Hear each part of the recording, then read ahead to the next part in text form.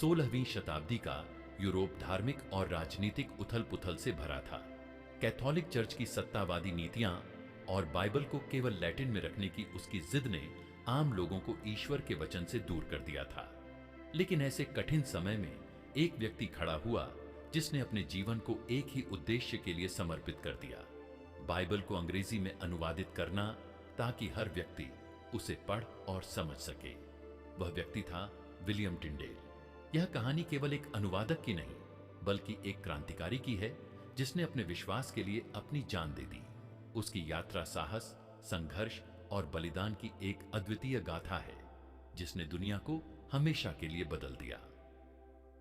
William Tyndale का जन्म लगभग 1994 में इंग्लैंड के ग्लॉस्टरशायर में हुआ था। उनका परिवार एक सम्मानित किसान परिवार था। छोटी उम्र से ही विलियम को पढ़ाई का शौक था।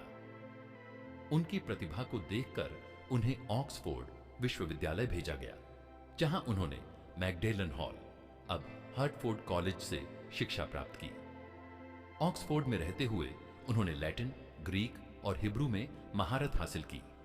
उन दिनों बाइबल का अध्ययन केवल लैटिन में किया जाता था, जिसे आम जनता समझ नहीं सकती थी। टिंडेल ने महसूस किया कि लोगों को परमेश्वर का वचन तभी समझ में आएगा जब वे इसे अपनी भाषा में पढ़ सकें। इसके बाद वे कैम्ब्रिज विश्वविद्यालय चले गए, जहां वे मार्टिन लूथर के सुधारवादी विचारों से प्रभावित हुए।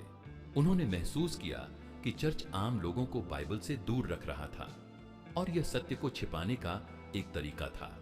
टिंडेल का मानना था कि बाइबल को अंग्रेजी में अनुवाद करना आवश्यक है ताकि हर व्यक्ति उसे समझ सके।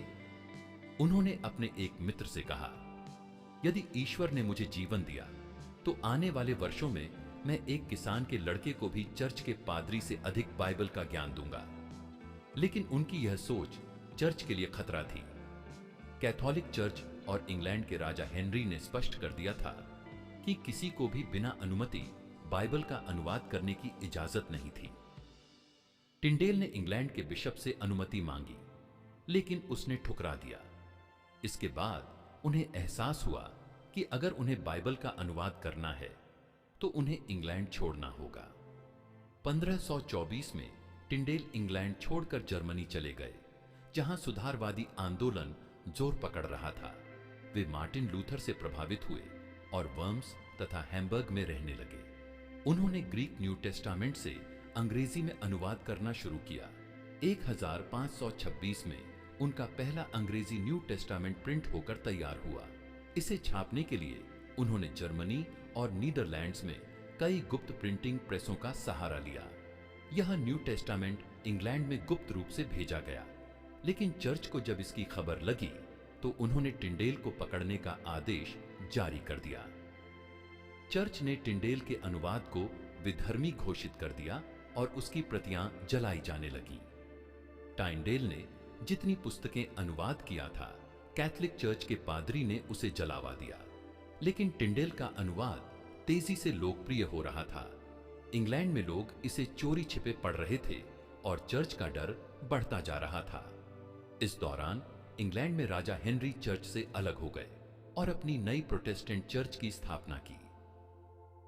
टिंडेल ने राजा को एक पत्र भेजा जिसमें उन्होंने बाइबल के अनुवाद को कानूनी रूप से मान्यता देने की विनती की। लेकिन राजा टिंडेल से नाराज था, क्योंकि टिंडेल ने उनकी कैथरीन ऑफ एरागॉन को छोड़ने की आलोचना की थी। टिंडेल ने ओल्ड टेस्टामेंट का अनुवाद भी शुरू कर दिया, लेकिन उनके खिलाफ षड्यंत्र गहराने लगे। 1535 में उनके ही एक विश्वासपात्र मित्र हेनरी फिलिप्स ने उन्हें धोखा दिया और उन्हें बेल्जियम में गिरफ्तार करवा दिया।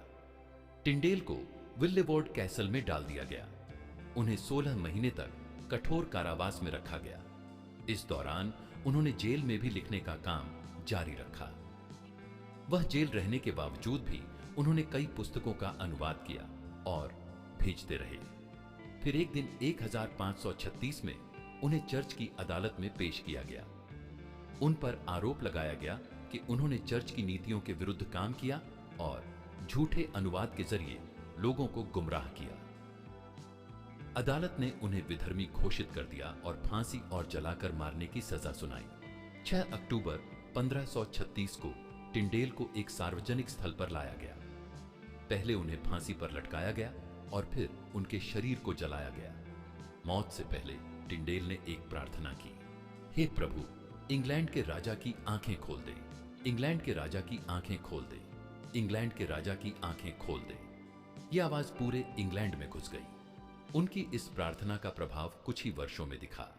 1539 में राजा हेनरी ने अंग्रेजी बाइबल को आधिकारिक मान्यता दे दी।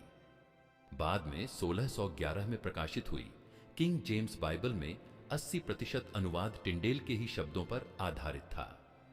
टिंडेल की शहादत व्यर्थ नहीं गई। उनका बलिदान अंग्रेजी भाषी दुनिया के लिए ईश्वर के वचन को समझने का मार्ग खोल गया। विलियम टिंडेल ने जो किया वह केवल एक अनुवाद नहीं था, वह एक क्रांति थी। उन्होंने लोगों को यह अधिकार दिया कि वे स्वयं बाइबल को पढ़ सकें और सत्य को जान सकें। आज दुनिया भर में करोड़ों लोग बाइबल को अपनी भाषा में पढ़ते हैं और इसका श्रेय टिंडेल जैसे नायकों को जाता है।